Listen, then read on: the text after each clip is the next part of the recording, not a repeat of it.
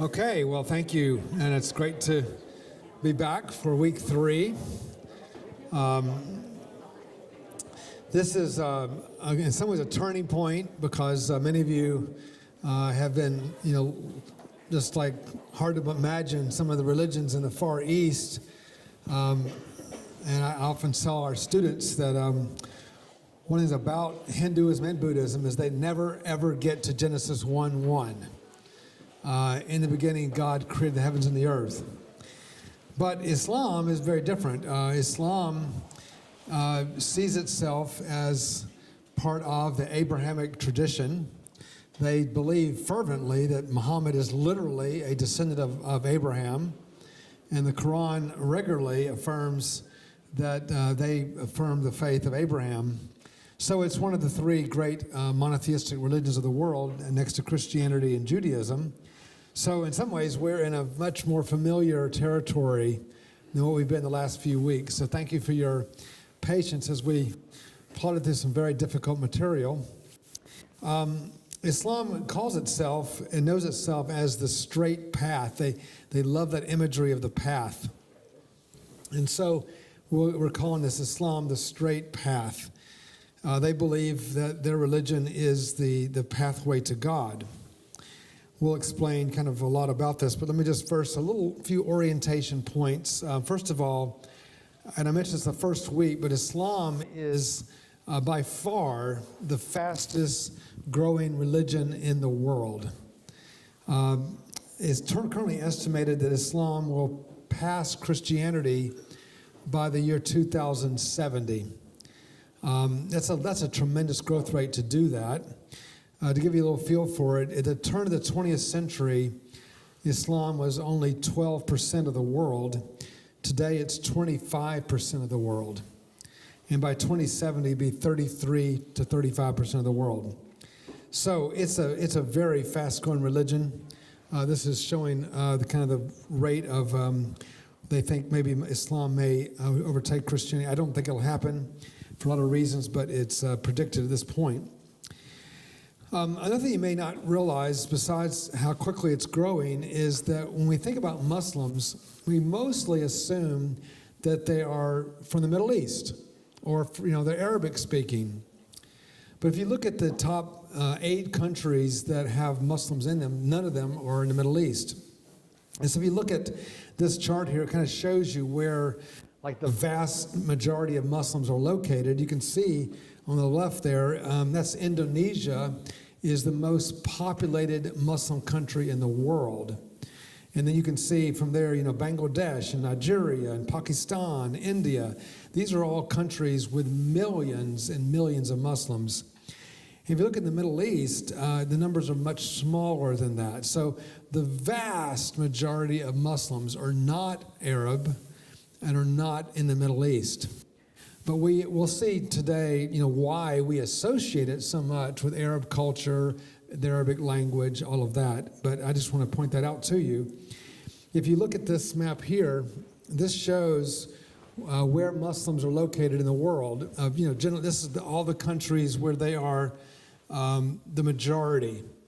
You can see there's only one country in Europe where they're the majority. It's Albania.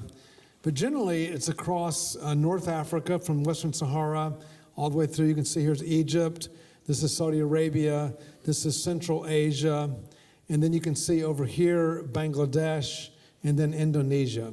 These are the countries that have the majority Muslims. So it's this kind of band. This is the famous 1040 window, which Christians often use to pray because most of the people without Christ live in this window. But even in a place like India, which is predominantly Hindu, still you've got 200 million Muslims in India, and so there's a lot of Muslims here too. But mostly this is the predominantly Islamic countries of the world. If you were to go to a website like the Joshua Project is one example, and since you're a Baptist, even more so, you can go to the International Mission Board, IMB, has a wonderful site. And I wanted to say, as a missiologist, I want to commend the Baptist for how much work y'all dedicate to doing statistical analysis and a lot of understanding the world. A lot of that data is used all over the world. But anyway, so if you go to that site as well, and you look at the 7,000 people groups in the world that do not have Christianity or the gospel, there's so many of these that are Muslim. I just took this page at random, and you can just see, this is an alphabetical list, how many of these are Muslim. There's so many Muslim groups that have no access to the gospel. This would mean, according to the Baptist understanding, it would mean there would be less than 2.5% evangelical Christians in that group, which means they don't have any reasonable access to the gospel. Our daughter, Bethany, who I haven't mentioned her, but she's 38 years old, and she is in her 16th year working in Tanzania among a group that's 99.9% Islamic.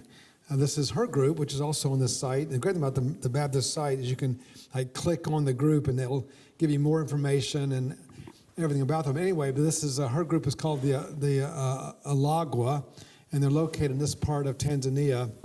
And so she spends all of her time every day talking to Muslims and sharing the gospel with Muslims, which, by the way, is the reason why I spent so much of my life studying and took degrees in both Islam and Hinduism and Buddhism, because it was very important for that to help prepare people to bring the gospel to these groups. So it's important for us to be aware of it. That's why I'm so happy that you were interested as well. But Islam is based and had its origin in what's today Saudi Arabia. So Saudi Arabia represents really the heart of the Muslim world in terms of its cultural and linguistic center. And this is where Muhammad was born. And the Quran itself is in Arabic, and they believe that the Quran is untranslatable and therefore can only really come about in Arabic. So just to give you a little feel for this period of time, Muhammad is born in the year 580 AD. So Muhammad is born, he's born in 570 AD, and he grows up in Arabia. At the time he grew up, the Arabian Peninsula was full of polytheistic people that worship many different gods. They claim there were 360 different deities worshipped on the peninsula. So during that time that he was growing up, and for some years before, hundreds of years before that, there were a number of Jewish communities, through persecution, various reasons, had migrated down into Saudi Arabia. There were quite a few Jews living in Saudi who, of course, followed the Lord, as they understood it in the Old Testament. And so he had contact with Jews. There also was a group of people that were called the Hanifs. Hanifs these are found all over the world. I don't know if you know this, but when the exile happened and Jews were dispersed around the world, they brought their faith with them, and there were many, many groups around the world that began to follow the faith of Abraham because they were influenced by Jews. So it happened in Arabia too. So there were quite a few Arab peoples who said, we don't think polytheism is right. We believe there's only one God. And so Muhammad may have been a part of this group. We don't know. There's some debate about that, but he certainly was influenced by it. And then there were a lot of Christians, and we'll come back to this next week a little bit more, but there are a lot of Christians that had also migrated down into Arabia. And what you may not know, but this is the time period, 100 years before Muhammad, is when the church was debating all the questions about who Christ is, how do you relate his deity to his humanity? Was he fully God, fully man? All the things that we now know as Orthodox Christianity was being debated and discussed in the 5th century, culminating in a very important council called the Council of Chalcedon in 451 AD.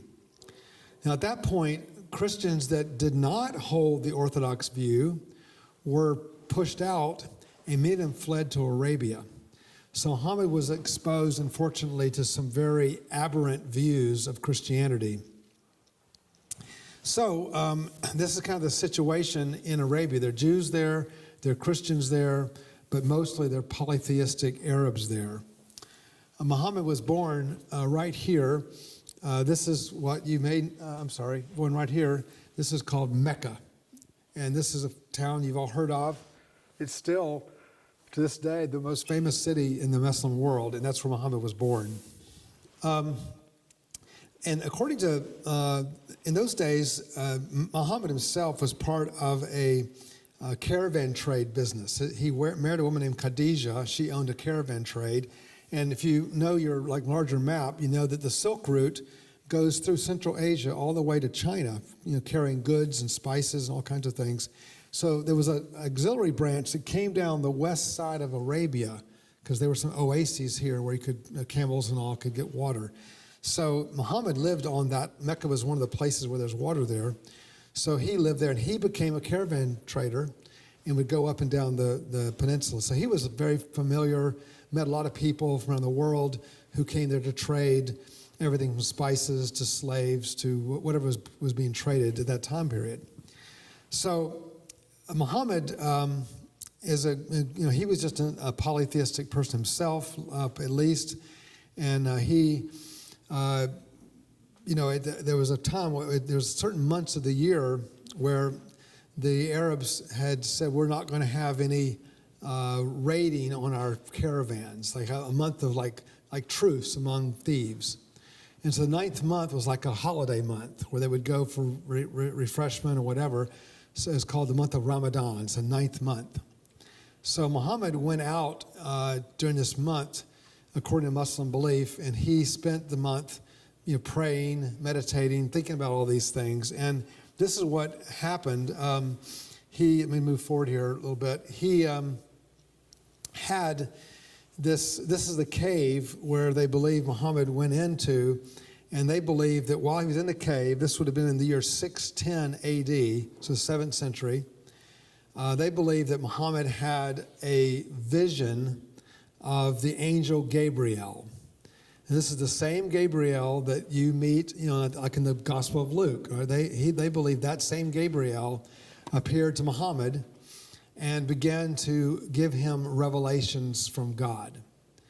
These revelations started out as oral tradition, and very much this is one of the passages of the Quran to the Jews, where he's telling a bunch of Jews, we believe in what was revealed to us and what's revealed to you. Our God and your God is one. Okay, this is very, very typical of the Muslim belief, that they want to say that their religion is consistent with the Jewish religion. Now later on, they get into all kinds of conflicts, but this is the kind of the early vision of the whole thing. So Muhammad begins to have these revelations, and these revelations continue from the year 610 AD until his death in 632 AD. It's 22 years. So what I have right here is I have the Quran.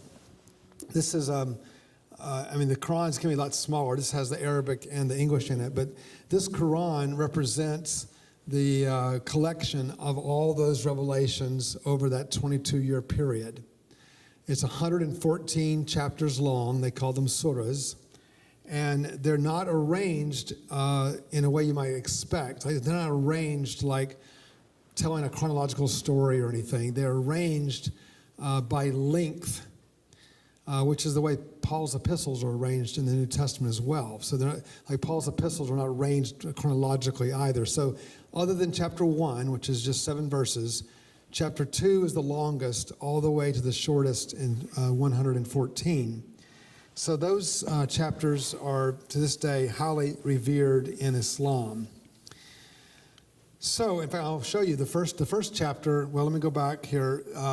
So he has these revelations, and there's a lot of people objecting to it. A few people, a small handful, accept it. But most of the Arabs, especially his own tribe, by the way, were really resistant to give up their idols, and they just would not accept it. So Muhammad realized that the Jews were the most likely group to accept, his message, because he's preaching monotheism, and he said, I follow the faith of Abraham and all that. So there were a lot of Jews living in a town called Medina. At the time it was called Yathrib. It's now called Medina. But they were a lot of Jews there. So Muhammad entered into a pact with them that they would give him safe refuge in that city. So there's this famous moment. It happened on July 16th, the year 622. This is the year that Muhammad led all of his followers to leave Mecca, go up, and to start their movement, in Medina. They renamed the city from Yathrib to Medina. Medina means the city of the prophet.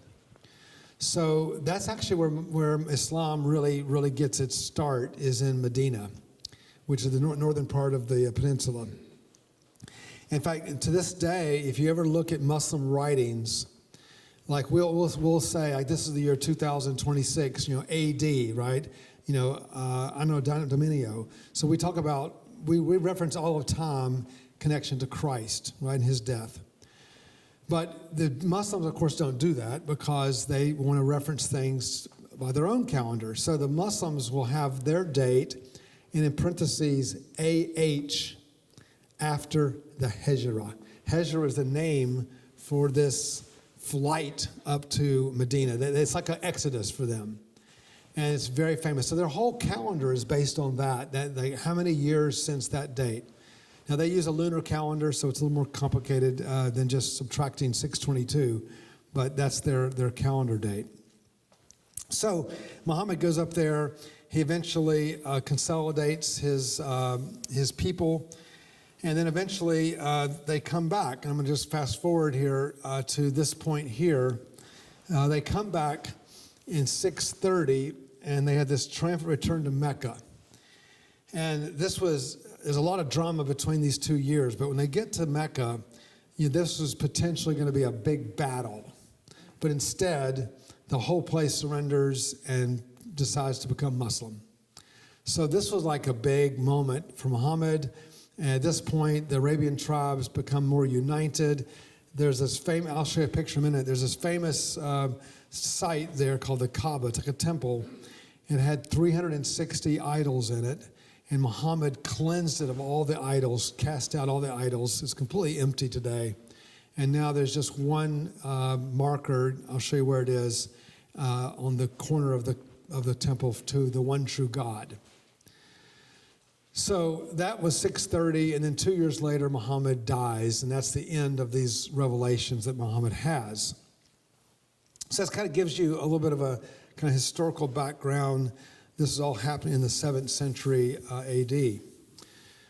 So when Muslims want to talk to you about, like, what do they believe, like what is the kind of the heart of Muslim belief, they talk about it in terms of like you're going into a house. So they actually call themselves the Dar al-Islam. It means the house of Islam. So they look at their religion as like a house, and the house is held up by 5 pillars, 5 posts or whatever. And so if any of these get taken away, then the house will collapse. So even though Muslims are divided and there's a lot of diversity, all Muslims are supposed to be united by these 5 things. So I want to mention each of these for you briefly. First is what they call the Shahada. This means the confession. So when a Muslim is born, the first thing that they say in their ear, and what is like their version of like how you become a Muslim or confess your faith in Islam, is this confession. This is pillar 1. The word Shahada just means to witness or to confess. And it says, I believe there's no God but Allah, and Muhammad is the prophet of Allah. Now the word Allah is basically just the Arabic word for God, though in over the years, it's become like, the name for the God that Muslims worship.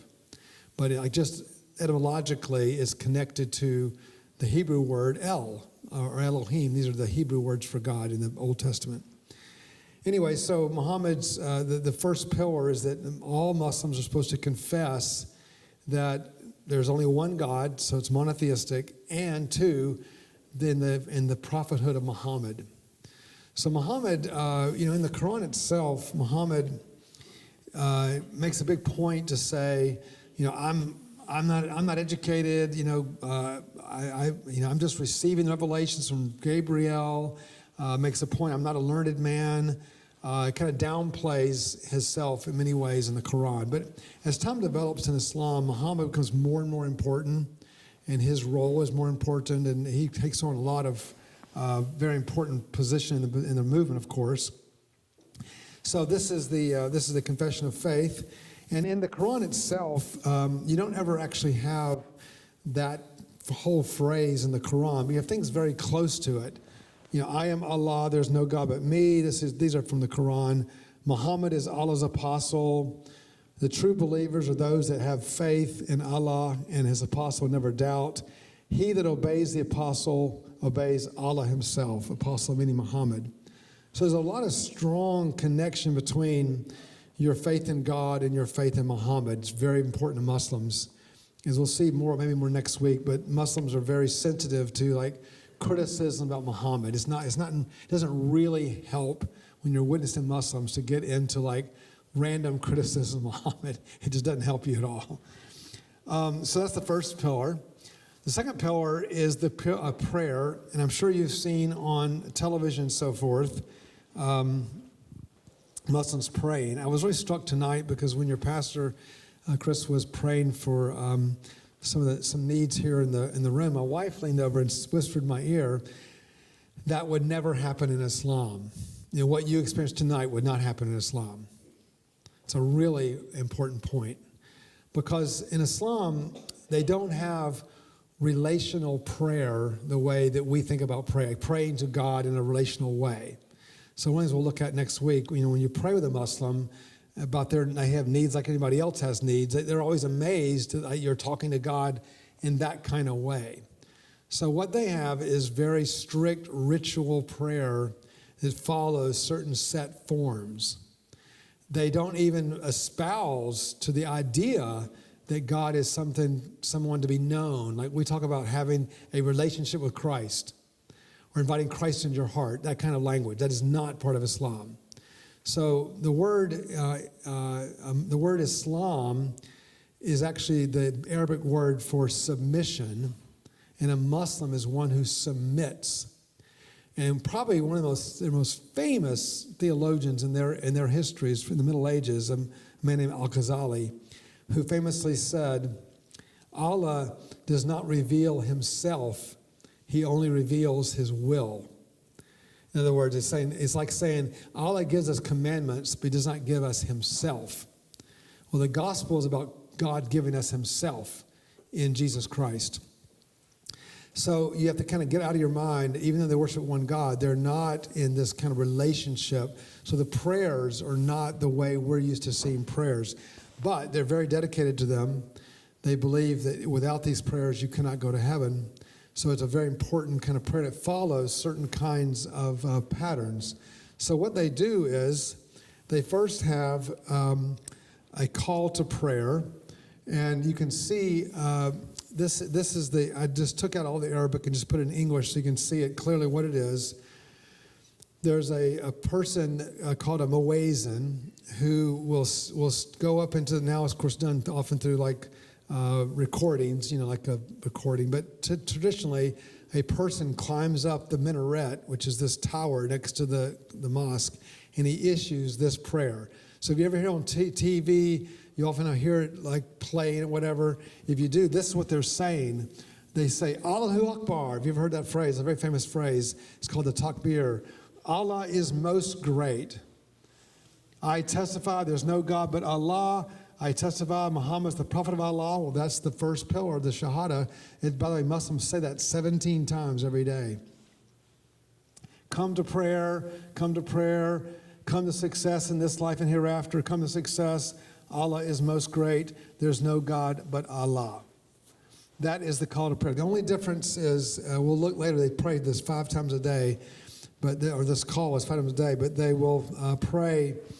Then the morning prayer, he adds the phrase, I love this phrase, added, prayer is better than sleep.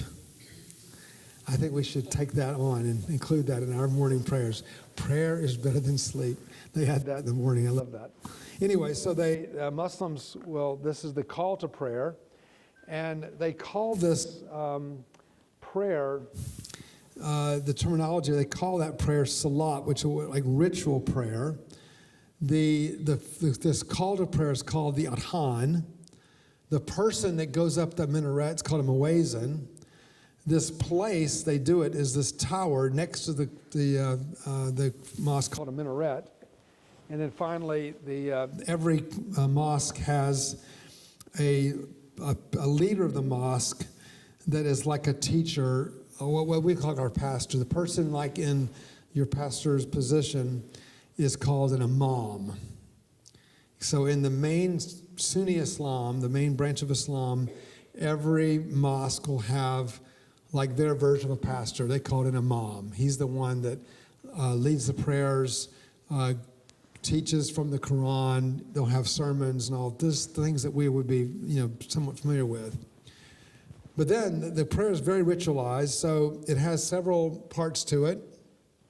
One is they go through a cleansing where they, outside of every mosque, like when you go to a church here, you kind of just walk in the doors, but in the mosque, they have these big areas out front where you will wash your hands and wipe on your face. You have to wash all the way down to your elbows.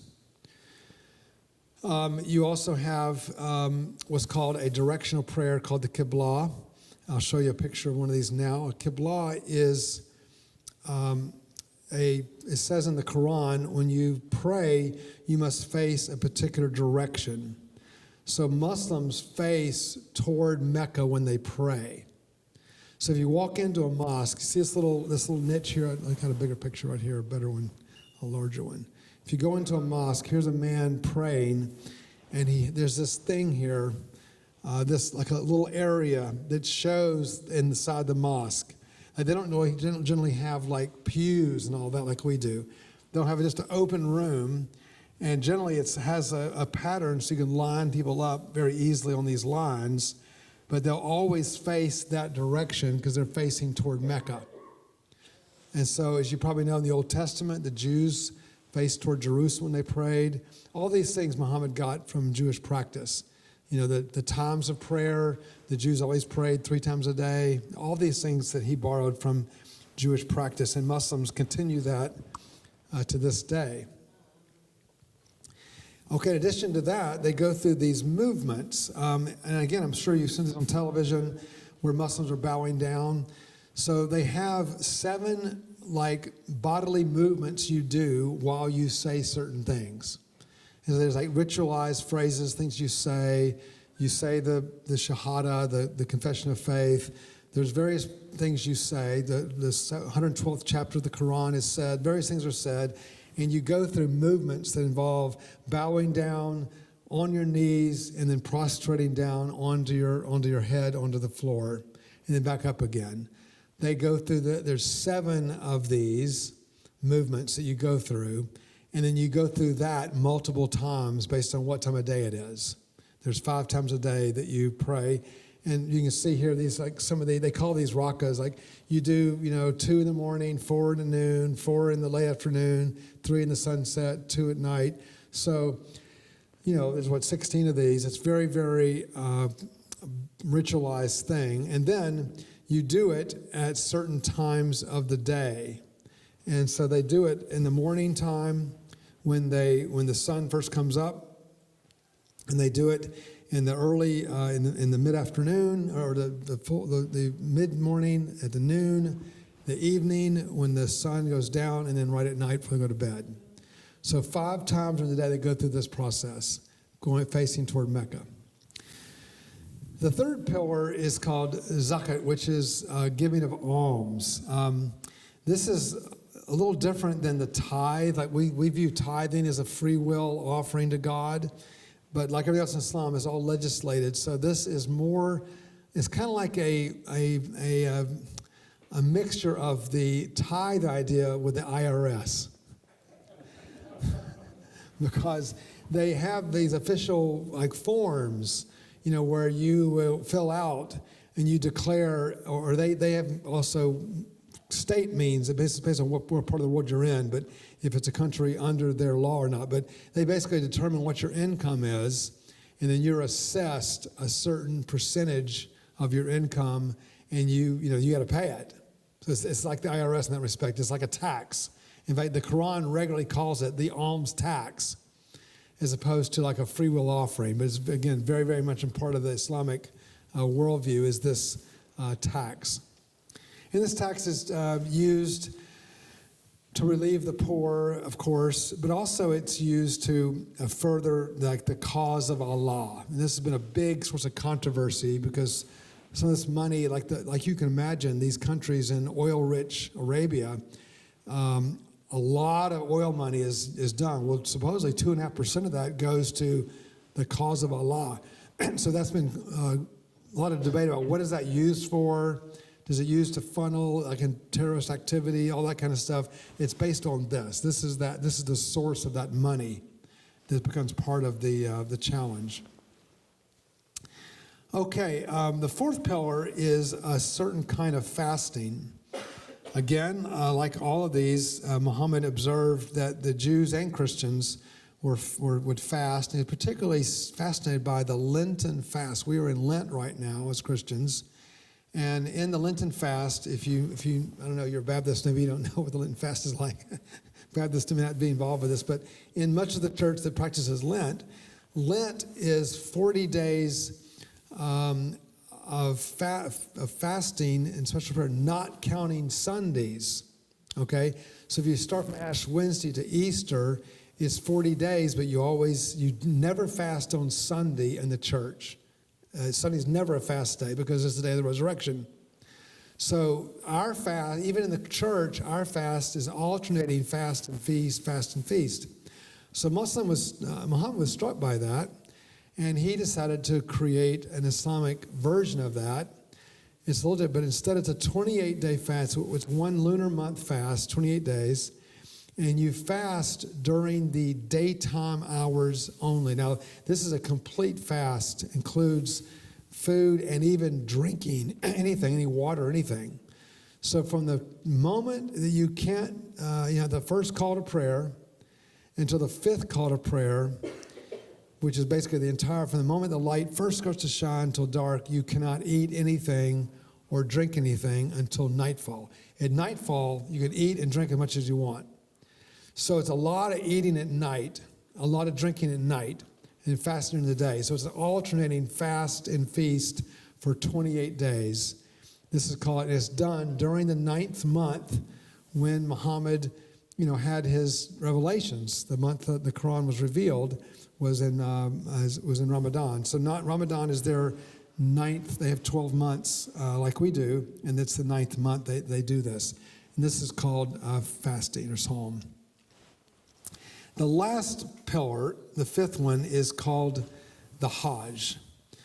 Now, you've already been pick up kind of how liturgical Islam is. They have these prayers that you pray every day at certain times of the day. You have the confession, at the start of your life. You have the fast, which is once a year on the 9th month. So it's almost like a liturgical times where certain things are done at certain times of your life in the year. But there's one obligation you need to do sometime during your lifetime. Anytime during your lifetime, you must go to Mecca. Make a trip to Mecca, like a pilgrimage. It's like Christians who go to the Holy Land. It's that kind of thing. But it must happen during the 12th month. So during the 12th month, this is the Hajj season. And it's so much like what Christians do when they go to the Holy Land. You can buy packages like, you'll do this or that. There's things that are required to be done for it to count as a Hajj. But there's things you can do extra. And you can go there, and stay in a 5-star hotel. You can go there and live in a tent. It doesn't matter, but there's millions who go there during the 12th month every single year. It's a big deal. It is a lot in fact, they say that a 747 plane full of people, not counting all the land traffic, the 747 plane lands every minute in Mecca the entire month. So this plane, you imagine a 747 landing every minute. It's a lot of people coming and going throughout that month. So It's a big thing, and I'll kind of show you what happens. You go through this big cleansing period where you get washed, and everybody puts on a white garment that looks identical. So there's no distinction between the rich and the poor and all that.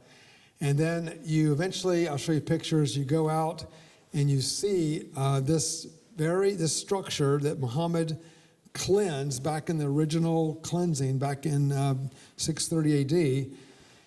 And that you walk around it 7 times. And if you, of course, know the Old Testament, you know this was a very famous Jewish practice of the Jewish temple during the festivals. They would also go, it's called circumambulate, go around the temple 7 times as well. These are all things that Muhammad learned from the Jews, and he basically borrows and adapts to Islam.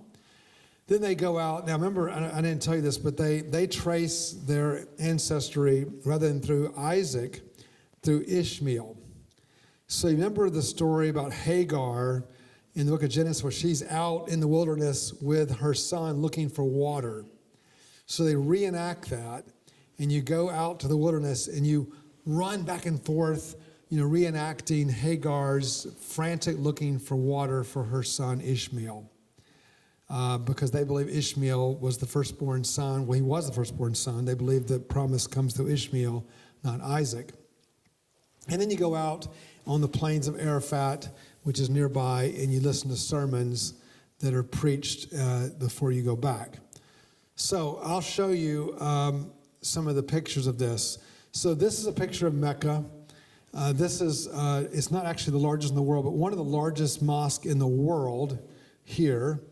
This is the mosque, and these are the minarets, a lot of minarets, and this is where the muezzin goes up and issues the call to prayer. This is a little better view coming on top, and you can see this black structure right here. That's called the Kaaba. That is the place where they're all focused on when they pray. This is the place where Muhammad, cleansed the temple. It's just a stone structure, but it's covered in this beautiful embroidered cloth. And every year, Muslim women all over the world, they will design this cloth. It's like a massive cloth, because this thing is 40 feet high. So it's a huge thing. They remake this cloth that then is draped over the Kaaba. And at the end of the 12th month, they'll cut it up, and it's like a souvenir or prayer cloth kind of thing. People take it. You can get them for like souvenirs or whatever. Anyway, so this is a picture of it. A little closer. This is maybe a better picture of it. You can see the Kaaba there. And these are Muslims all going around the Kaaba. This is kind of a nighttime view. And you can see in the background, these are some really nice hotels. People who can afford to stay in really nice hotels. And you can imagine how expensive they'll be during that month. And people come there to see this spot. A little closer up view there. And then this is a real close up view of the Kaaba. Now you'll notice right there, I don't know if you can see it, there's a little, I'll show you a close up later. That is a really important spot. It's the southeastern corner of the Kaaba. And that is a stone. This is the only thing that's there. And that is a stone that's in the southeast corner, which they believe that when Abraham, you know how in the Bible it says that Abraham started out Ur of the Chaldees, or his father, and they migrated down to Haran, and then eventually the Lord speaks to him and he migrates down to Palestine. Okay, these are hundreds and hundreds of miles. Okay, they believe that Abraham continued to migrate down to Arabia. Of course, this is not in the Bible, but this is something they believe. And they believe that that he came to this spot in Arabia, and that he placed a stone there, which was a stone to the true God, the God that the Jews worshipped. So I'll show you the spot in a moment. But this stone for Muslims represents monotheism. It's called the black stone. It looks like a meteorite. It's a very unusual stone, and it's highly revered. So it's in like a silver casing. I'll show you in a minute. So here it is, a lot closer up. You can see kind of a person, how big they are, versus how large this structure is. And they're going around it, see everybody in their white outfits. And then Here they are trying to touch this stone, which is here at the corner. I'm sorry, there it is. There, this is the stone right here. And then here, now this is the spot. Okay, here's the stone over here. This is the little shrine, and you can see there's like a person inside that. That is a shrine to Abraham, the same Abraham that we revere in the Old Testament.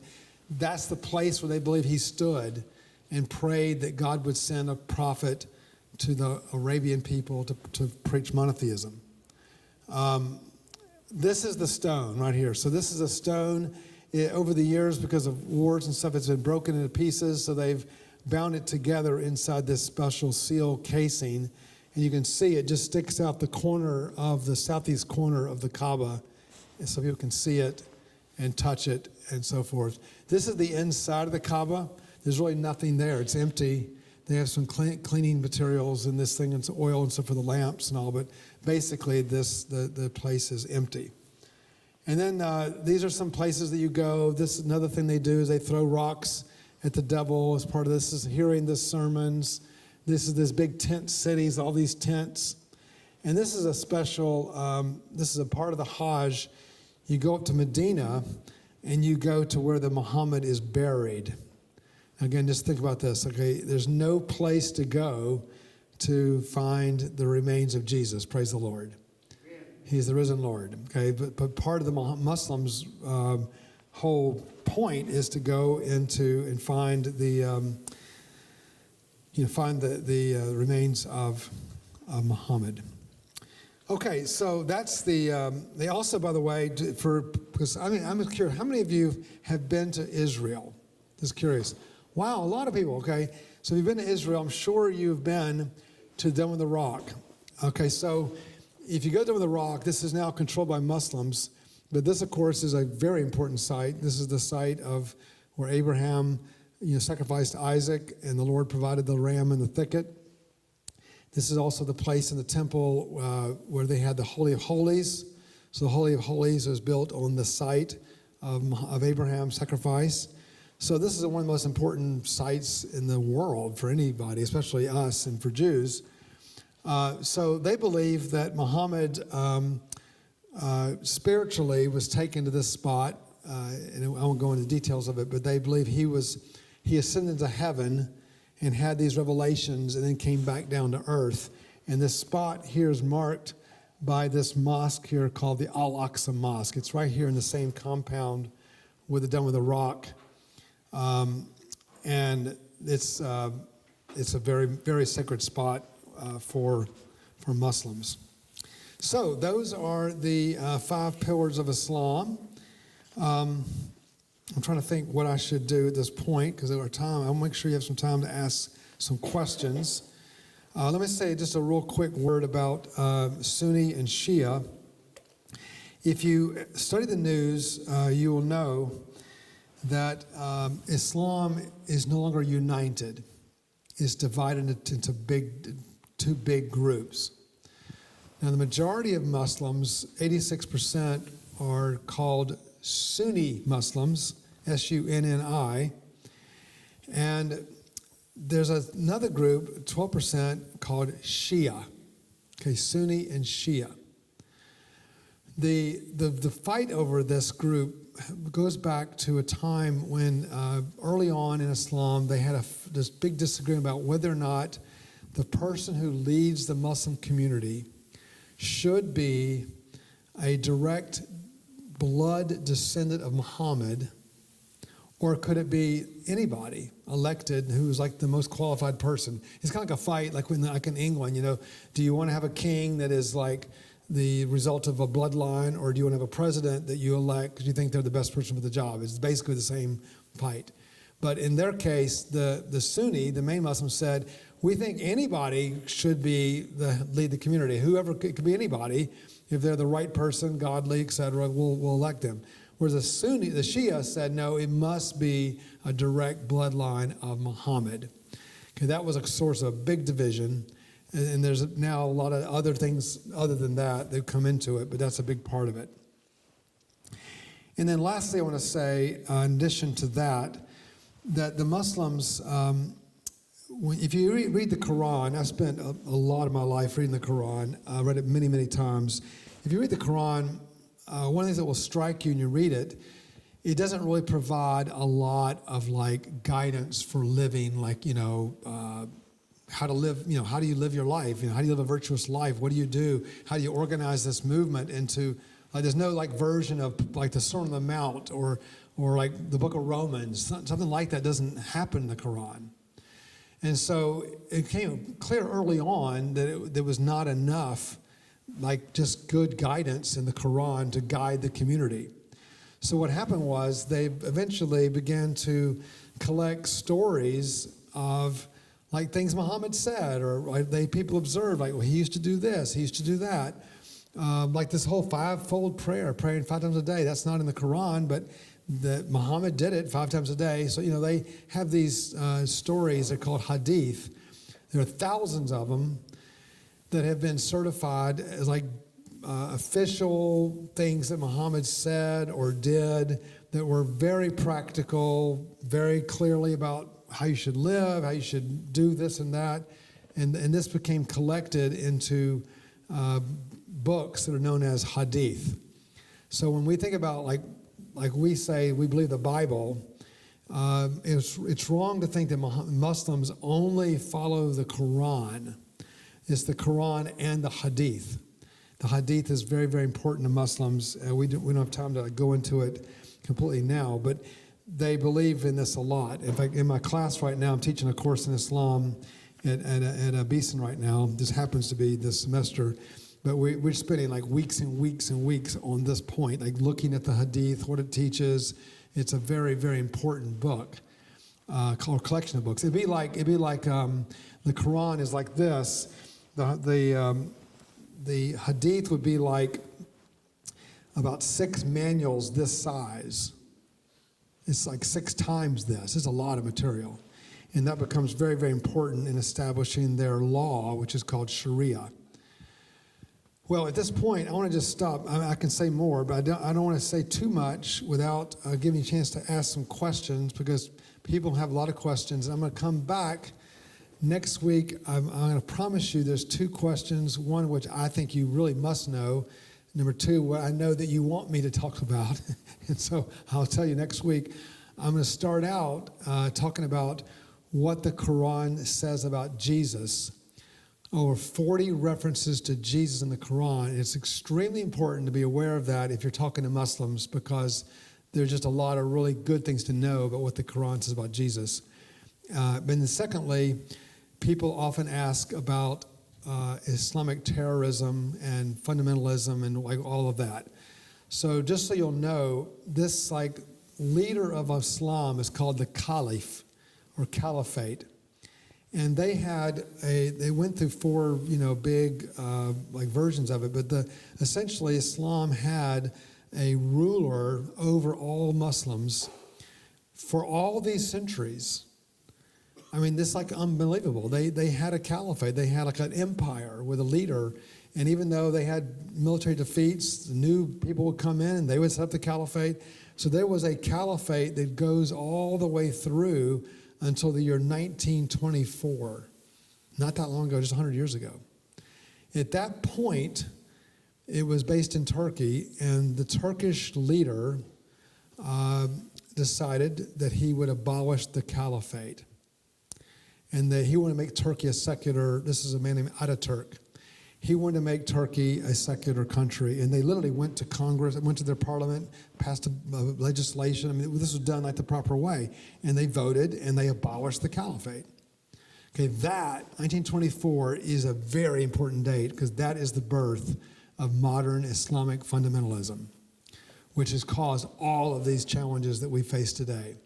Because they're like, the caliphate was abolished, we've got to get it back. This is a huge event in the Muslim world.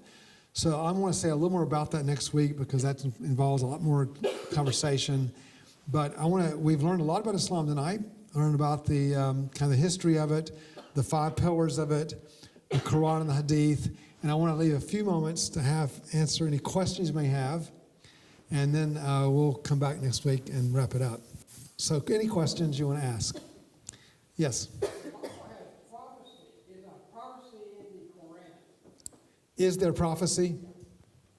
I don't know what you mean by prophecy. There is a lot of statements in the Quran about what will happen in the last day. You know, like when at the end of time, in terms of Judgment Day, how it's done, what happens when people die. In that sense, yes, but not quite like Isaiah type prophecies. But yeah, they have those kind of things. Yes.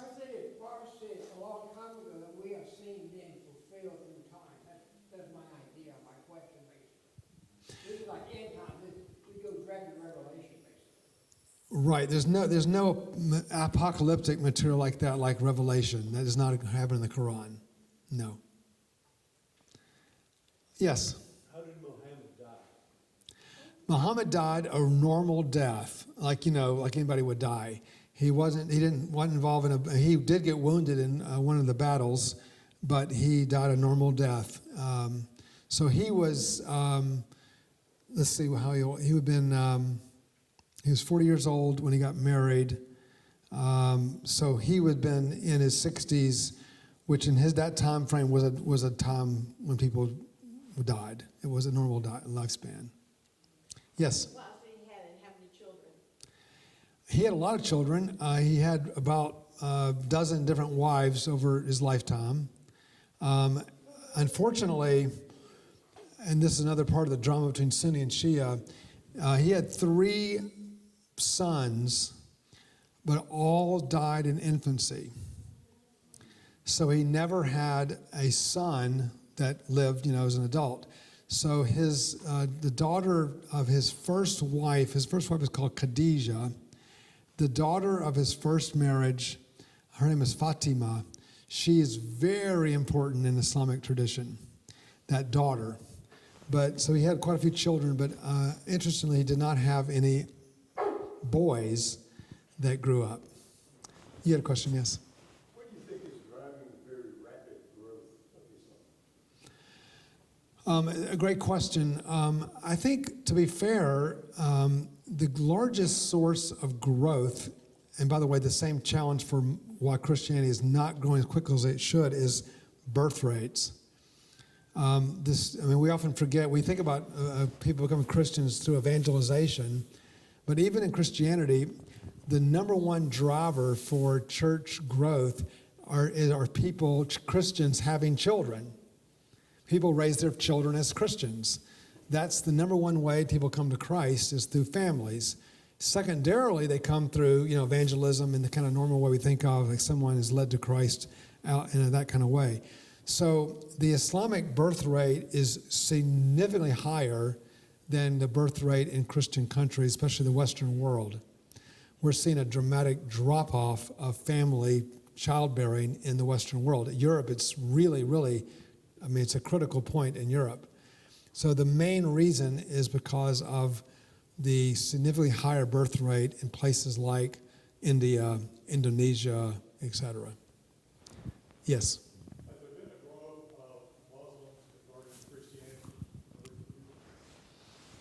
There has. There's been and we'll discuss this next week, but there's been a great movement of significant new Muslims coming to Christ through visions and dreams. It's been recorded. There's been so many examples of this, you couldn't possibly discount it. It's like God is calling Muslims. There's a lot of books about this, testimonies of Muslims themselves about it.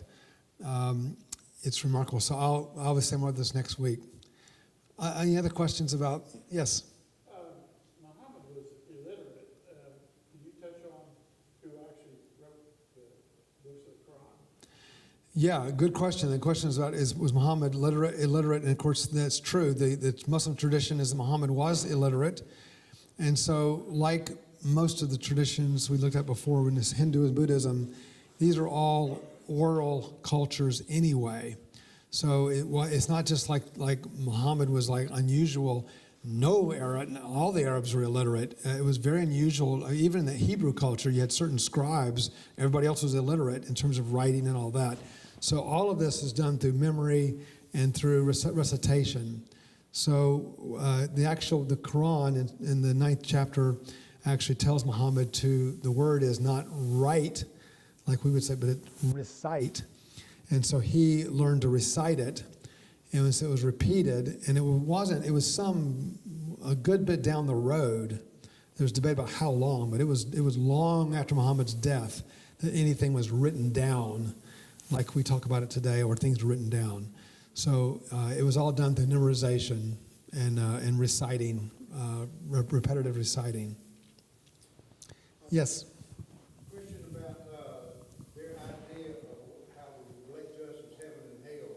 I know that if you die for Muhammad, you get 70 virgins in heaven, in paradise, and that kind of thing. But for the average person, is there an idea of getting there, and is there an idea of those rejecting to be put in hell like in wrath? Yeah, I would say the doctrine of hell is one of the most dominant themes of the Quran. I mean, you couldn't compare it in terms of the Bible, like how many times Quran mentions hell. And so it's a big part of the Muslim mind to avoid hell.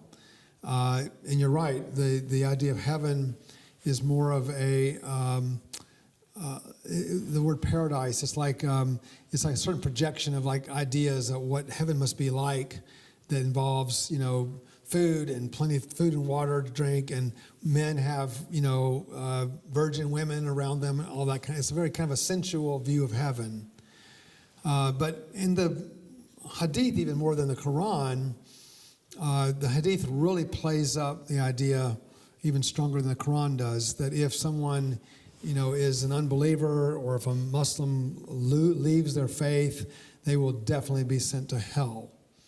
And so, again, part of the Muslim idea, they believe that when you die, your good works, and I mean, this is just, such a dramatic difference in the gospel, where the gospel says you cannot save yourself. You cannot save yourself. Your only hope is to cast yourself on the mercies of God. Okay, that's the Christian understanding. The Muslims say, no, you can, if you do the 5 pillars, you will be saved. And so basically at the end of your life, they believe, if you ever noticed, like in the military, we've had these attacks in Muslim countries, there's a big fight about how quickly you repatriate dead bodies. And the reason it's a big deal is in the Muslim world, when you die, you must be buried within 24 hours. So they don't have this 2-3 days later stuff, which is why it's very hard. But it's just logistically, we have some military here where you must know, in the military, very difficult to get bodies back to your enemy that you're fighting in the 24-hour period, because you have to go in the battlefield, you have to secure the battlefield, you have to put them in body bags. I mean, the whole thing takes time. So it was a big source of contention, because in the Muslim world, when you die, there's 2 angels that visit you in the first 24 hours. And you will spiritually sit up in the grave, and they will ask you questions about, all the 5 pillars. Did you go on Hajj? Did you say your 5-fold prayer? All the 5 pillars are talked about, da-da-da-da-da. And then you actually go up into heaven spiritually, and they will go through 7 layers of heaven, and eventually the angels will testify, yes, they did this, yes, or no, they didn't do this. It's all about works. Eventually you get verified, you go back to to your body, and on resurrection day, those that were verified go to heaven, those who don't go to hell. And that's the gist of it in a nutshell. But it's basically salvation through works rather than through grace. That's the bottom line, yes. Okay, well, I think our time is over. There's so much more we could say, but hopefully come back next week. We'll wrap up this and talk about the Christian response to all the religions, and hopefully talk about the good news of how God's working around the world. So God bless you. Thank you.